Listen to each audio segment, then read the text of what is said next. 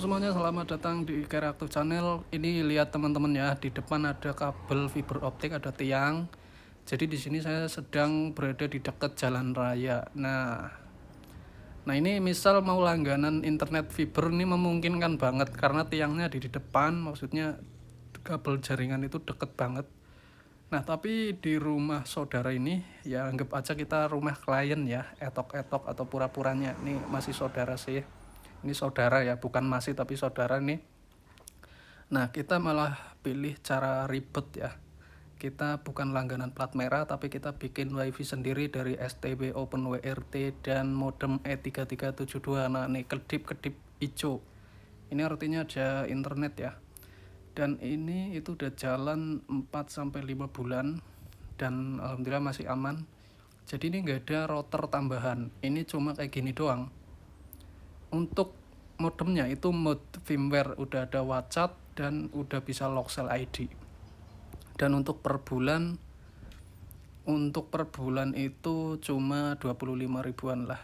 VPN karena udah punya server sendiri ya gak usah bayar. Jadi cuma beliin paketnya aja sih. Ya sebenarnya kalau mau pakai paket apa aja terserah.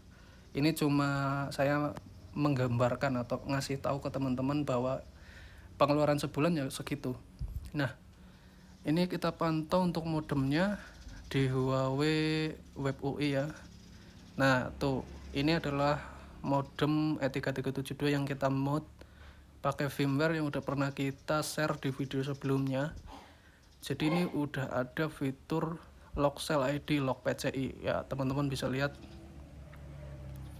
Nah, kalau kalian yang mau ngemod firmware kayak gini, aku udah pernah ada video tutorialnya, silahkan cek aja deskripsi video ini untuk E3372 H607.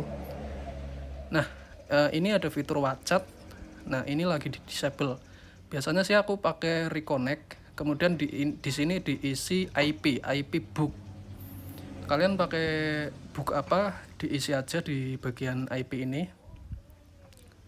Jadi nanti ketika nggak ada ping, dia bakal reconnect atau akan kayak mode terbang lah cara di Androidnya. Nah cuma sekarang lagi kita disable. Ya paham ya. Ini sangat membantu banget buat si biru yang sering DC. Kalau ada fitur ini itu sangat membantu. Kalau misal modem pabrikan hanya itu doang sih alternatifnya. Tapi kalau modem HP sih pakai Subscribe ya. Nah kemudian ini ya firmware yang saya pakai. Kalau kalian penasaran, nih silakan di screenshot aja. Saya pakai firmware versi itulah ini.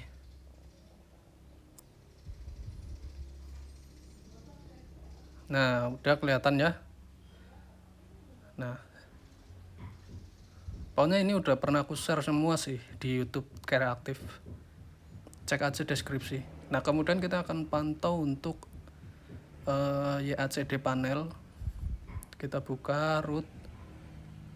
Nah ini untuk firmware dari OpenWRT nya, teman-teman bisa lihat saya pakai B860H, firmware-nya versinya itu.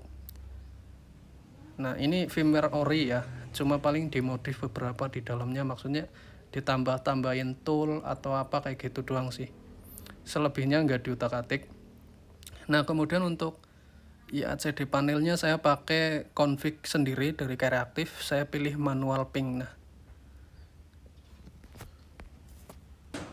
dan selanjutnya kita akan coba untuk speed internetnya, kita pakai Hersa ya, jadi kita kasih 3 VPN yang berbeda. Nah ini pakai Hersa, kita ini pingnya agak gede, ini berarti kurang bagus nih ya. Namanya main GSM itu memang kadang tergantung jam, tergantung cuaca dan kondisi ya kalau main GSM, karena kan kadang ada yang pagi-pagi justru lemot, ada yang pagi-pagi justru kenceng ya, namanya juga GSM. Nah ini agak lemot sih karena kita pakai frekuensi 900. Nah kita akan coba ganti pakai frekuensi 1800 atau 2100, karena kan frekuensi 900 itu kurang kenceng sih, tetap kencengan 1800 atau 2100. Nah kita save Dan coba ya kita lihat apakah sudah terlock. Dan ini udah B3 ya, B3 tapi sinyalnya kayaknya kurang bagus sih. Jadi kan modem itu bakalan milih sinyal terbaik sih kalau kita nggak lock. Jadi frekuensi berapa yang paling bagus dia bakalan pilih ke situ kalau misal kita nggak lock. Jadi kita wajib lock frekuensi yang memang benar-benar optimal di lokasi kita.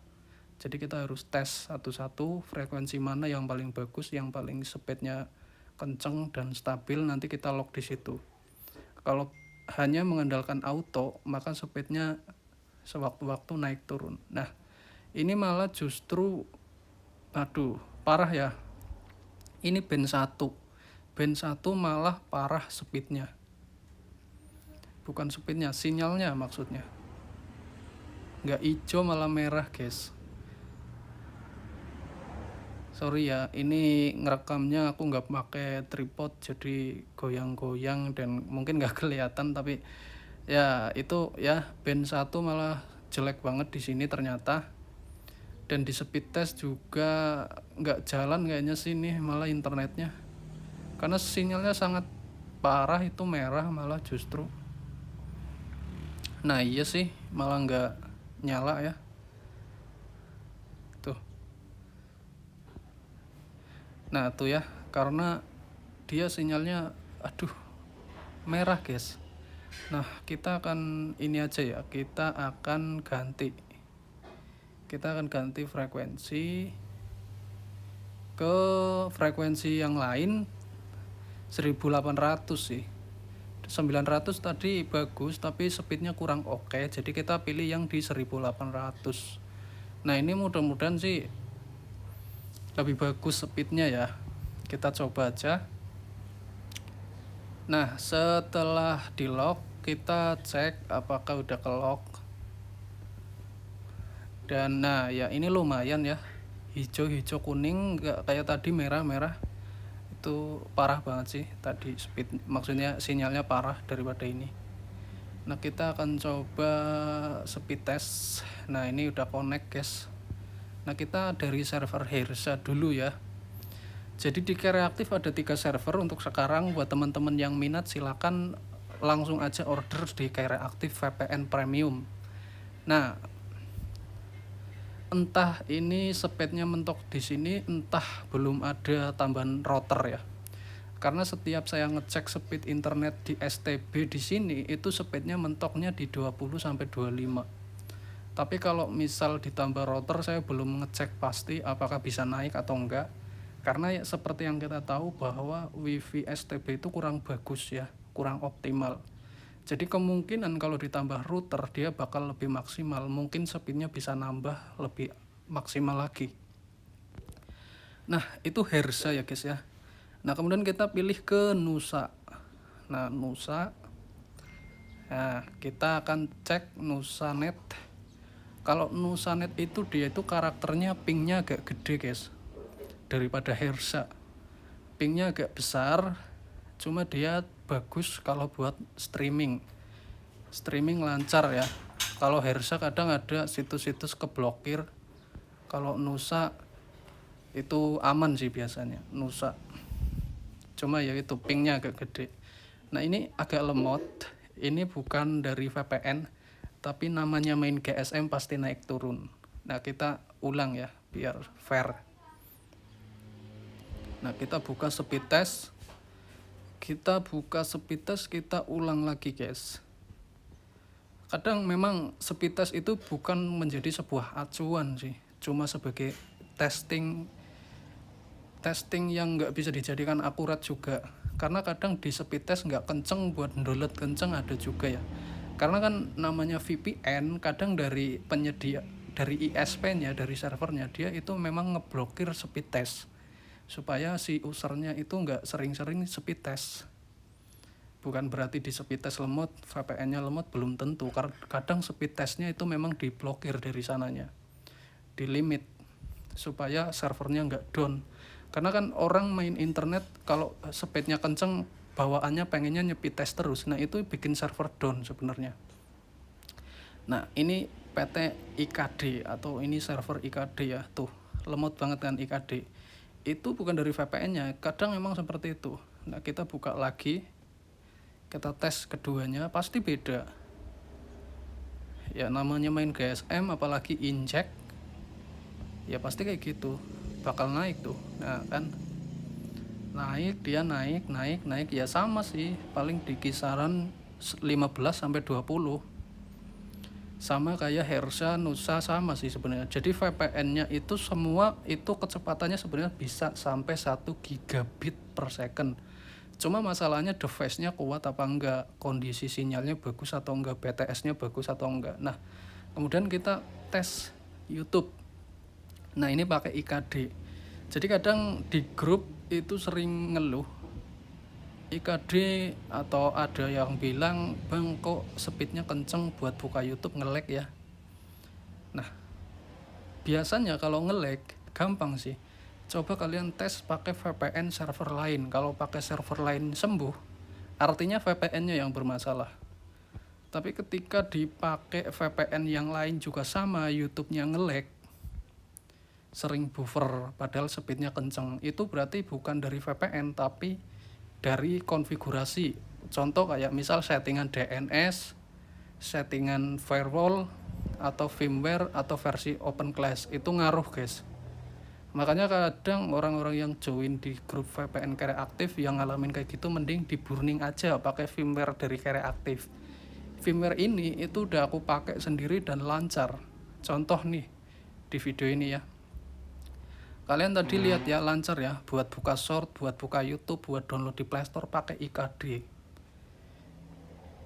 Dan ini konfigurasinya dari Carry Active, bukan dari konfigurasi dari orang lain maksudnya. Jadi kadang firmware-nya udah bagus, tapi kadang dari konfigurasi. Kadang kan orang-orang beda ya, ada yang DNS-nya dari Google, Cloudflare, dan lain-lain, atau mungkin dia itu pakai metode tune, pakai metode rule atau global dan lain-lain, itu juga ngaruh. Dan tuh buat download tuh 900 KB per detik, 500, 800, 600, 900, 1 MB, 1,1, 1,2, 1,4 MB per detik. Ini lumayan ya guys ya. Jadi di rumah ini itu cuma dipakai 2 HP sih, karena cuma 2 orang, jadi cukup banget ini buat sebulan. Daripada langganan plat merah mungkin agak mahal dan penggunaannya sedikit, jadi lebih mubazir. Jadi pakai kayak gini itu lebih worth it sih selama paketnya ada. Oke, kayak gitu untuk segi video kali ini. Sampai ketemu di video selanjutnya dan bye bye.